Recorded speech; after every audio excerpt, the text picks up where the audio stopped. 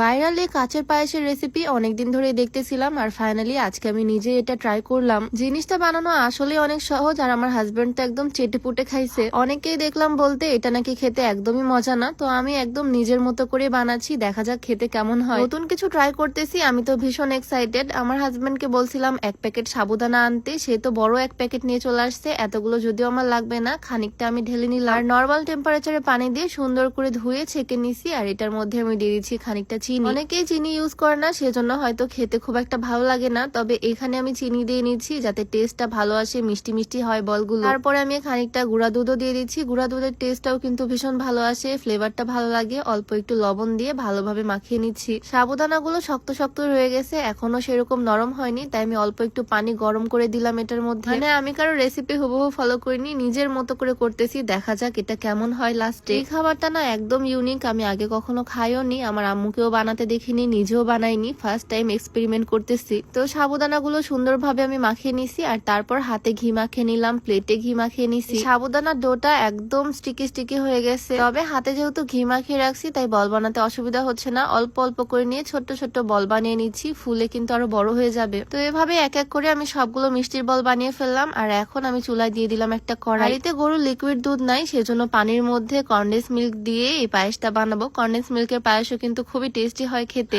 আমার হাজবেন্ড আমাকে হেল্প করতেছে এই কৌটাটা কাটতে। আচ্ছা, ভিডিওর মাঝখানে আমার খুবই দরকারি একটা জিনিস তোমাদেরকে দেখিয়ে দেই। এইটা হচ্ছে একটা চার্জার ফ্যান, একবার চার্জে দিলে অনেকক্ষণ ঘুরে, 3টা স্পিডে এই ফ্যানটা ঘুরে, খুবই ঠান্ডা বাতাস। এই ফ্যানটা আমার খুবই কাজে দিচ্ছে এই গরমের মধ্যে। ফ্যানটা দেখতেও কিন্তু খুবই সুন্দর, আমি নিয়েছি পিঙ্ক কালার, আরো অনেক রকমের কালার তোমরা পেয়ে যাবা ফিলারি ফেসবুক পেজ থেকে। খুব সুন্দরভাবে স্ট্যান্ড করা যায়, ফ্যানটার কিন্তু ডিরেকশনও মুভ করা যায়। ফ্যানের চার্জার এটার সাথে বক্সেই থাকবে, আমি বেশ কয়েকদিন ধরে ইউজ করতেছি। মজার বিষয় হচ্ছে এটা কিন্তু শুধু ফ্যান না, এটাতে বিভিন্ন রকম কালারের লাইট জ্বলে, রাত্রেবেলা কিন্তু ল্যাম্পশেডের কাজও করবে। এটা কিউট, এই জিনিসটা ফিলারি ফেসবুক পেজ থেকে পাবা, পেজটা আমি ডেসক্রিপশনে মেনশন করে দিব। যাই হোক, আমার কাচের পায়েসের রেসিপিতে ব্যাক করি। পানি গরম করে তার মধ্যে আমি বেশ খানিকটা কনডেন্স মিল্ক দিয়ে দিলাম। কনডেন্স মিল্কের টেস্টটা কিন্তু আমার ভীষণ ভালো লাগে, আর এটা দিয়ে পায়েস বানালেও টেস্টি লাগে। দুধটাকে তাড়াতাড়ি আরো ঘন করার জন্য আমি এখানে গুঁড়া দুধও দিব। যখনই আমি তরল কিছুতে গুঁড়া দুধ ইউজ করি তখন আমি আগে একটা বাটির মধ্যে গুঁড়া দুধটা অল্প একটু দুধ দিয়ে মিক্স করে নিই। গুঁড়া দুধটা এভাবে মিক্স করে দিলে দলা পেকে যায় না আর খুব তাড়াতাড়ি দুধটা ঘন হয়ে আসে। তো পায়েসের দুধটা আমি সুন্দর করে জাল করে নিচ্ছি, তার মধ্যে আমি পরিমাণ মতো চিনি অ্যাড করতেছি।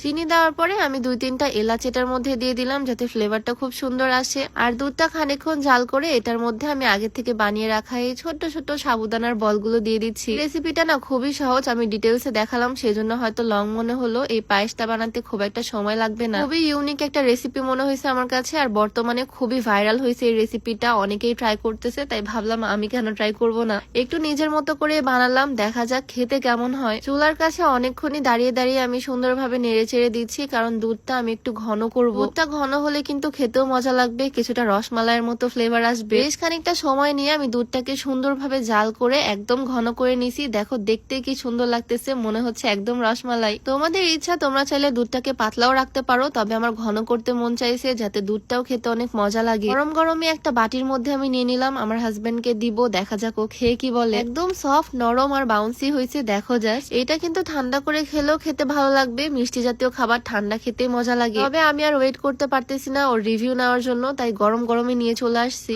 অল্প একটু চেটে খেয়ে ও বলতেছে সেই হয়েছে, গরমের জন্য বেচারা ঠিক মতো খেতেও পারতেছে না, তবে খাওয়ার পর ও বলতেছে আসলে মজা হয়েছে। সত্যি ওর কাছে ভালো লাগছে, কারণ ও পরপর 2-3টা খেয়ে নিছে। ওর কাছ থেকে নিয়ে আমি একটা ট্রাই করতে গেছি, আর আমার কাছ থেকে ও আবারও এসে নিয়ে নিছে, ওর এতই মজা লাগছে এটা। অনেকে বলে এটা নাকি রাবার রাবার খেতে, তবে আমার তো চাবাতে ভীষণ মজাই লাগতেছে, মিষ্টি মিষ্টি। মিষ্টি বানানোর সময় আমি চিনি গুঁড়া দুধ দিয়েছিলাম, সেজন্য ফ্লেভারটা অনেক সুন্দর আসতেছে। এইটা টেস্ট কিছুটা বোবা পার্লের মতো, আমার কাছে বেশ মজা লাগছে, চাইলে তোমরা ট্রাই করতে পারো এভাবে। তো ভিডিওটা আর লং করবো না, সবাই ভালো থাকো। আজকের আমার ছোট্ট এক্সপেরিমেন্টাল রেসিপি এখানেই শেষ করি, সবাইকে আল্লাহ হাফেজ।